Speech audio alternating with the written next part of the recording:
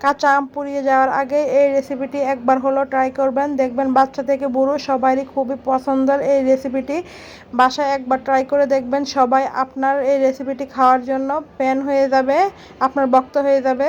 দেখুন কতটা লোভনীয়, কালারফুল, যেমন নরম, সফট এবং দেখতেও আকর্ষণীয় আমসত্ত্বর আজকে আরেকটি রেসিপি নিয়ে হাজির হয়ে গেলাম। আসসালামু আলাইকুম, আমি সানিয়া আক্তার আপনাদের মাঝে নিয়ে আসলাম আমসত্ত্বর আরেকটি রেসিপি নিয়ে।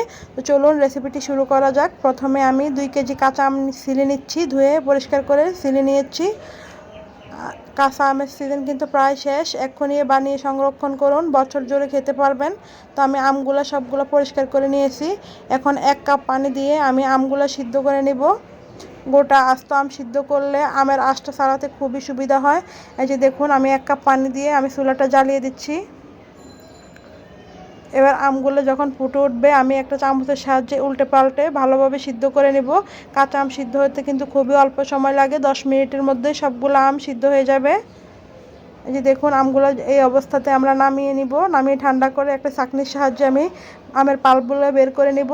এবার একটি হাঁড়িতে আমি আমের পাল্পগুলো দেওয়ার পরে দিয়ে দিলাম 1 কাপ চিনি, 1 টেবিল চামচ লবণ, 1 টেবিল চামচ চিলি ফ্লেক্স, 1 টেবিল চামচ পাঁচফোড়ন গুঁড়ো আমি দিয়ে আমের সাথে ভালোভাবে সবগুলো উপকরণ মিক্স করে নেব।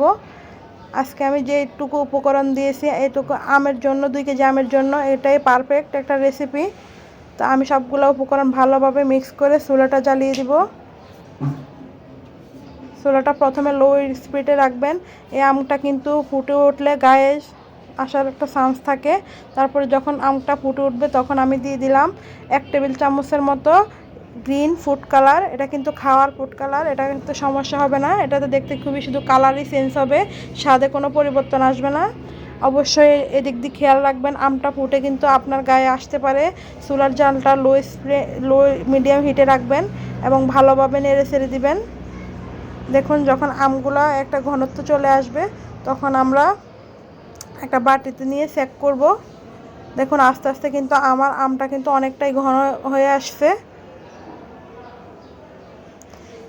এই রেসিপিটি আপনারা রোদে দেওয়ার ঝামেলা ছাড়াই একদম বানাতে পারবেন। আমি এটা সম্পূর্ণ চুলার নিচে রেখে শুকিয়েছি। এই যে দেখুন, এমন একটা ঘনত্ব আসলে আমি একটা বাটিতে নিয়ে চেক করে দেখব আমার আমসত্ত্ব কি ওঠানোর জন্য রেডি হয়েছে কিনা। দেখেন, একটা আঙ্গুলের সাহায্যে দাগটি কেটে নিলাম, আমটা কিন্তু আর ছড়িয়ে যাচ্ছে না, তার মানে আমার আমটা কিন্তু সম্পূর্ণ রেডি হয়ে গেছে আমসত্ত্ব দেওয়ানোর জন্য। এবার একটি স্টিলের থালে আমি একটু সরিষার তেল মাখিয়ে সম্পূর্ণ আমের মিশ্রণটা দিয়ে দিলাম এবং ছড়িয়ে দিব।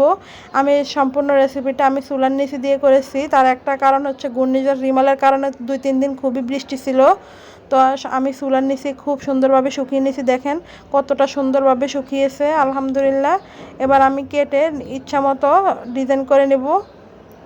আমি একটু রোল রোল করে নেব, দেখার সৌন্দর্য বৃদ্ধির কারণে আপনারা যেভাবে ইচ্ছে সেভাবেই পরিবেশন করতে পারবেন। এই যে দেখুন কতটা সুন্দর হয়েছে, মাশাল্লাহ, এবং খুবই নরম সফট হয়েছে। আপনারা একবার হলো বাসায় বানিয়ে খেয়ে দেখবেন, আপনাদের বাচ্চা খুবই পছন্দ করবে। আমার তো বাচ্চারা খুবই পছন্দ করে এই রেসিপিটা। দেখতে যেমন কালারফুল, স্বাদে গন্ধে সব কিছুই অতুলনীয়। আমি আপনাদেরকে একটা ছিঁড়ে দেখিয়ে দিচ্ছি, দেখেন কতটা নরম হয়েছে এবং সফট তুলতুলে হয়েছে। আমার রেসিপিটি যদি ভালো লাগে অবশ্যই একটা লাইক, সাবস্ক্রাইব করে দিবেন আমার চ্যানেলটিকে এবং বেল আইকনটি বাজিয়ে দিবেন সবসময় নিয়মিত আপডেট পেতে। এই যে দেখুন, সবগুলো আমসত্ত্ব যেমন কালারফুল তেমন রেসিপি অনেক মজাদার। একবার হলো আপনারা বাসায় ট্রাই করে দেখবেন। তো সবাইকে ধন্যবাদ আমার ভিডিওটি ধৈর্য সহকারে দেখার জন্য। তো সবাই আজকের মতো সবাই ভালো থাকবেন, সুস্থ থাকবেন। সবাইকে আল্লাহ হাফেজ।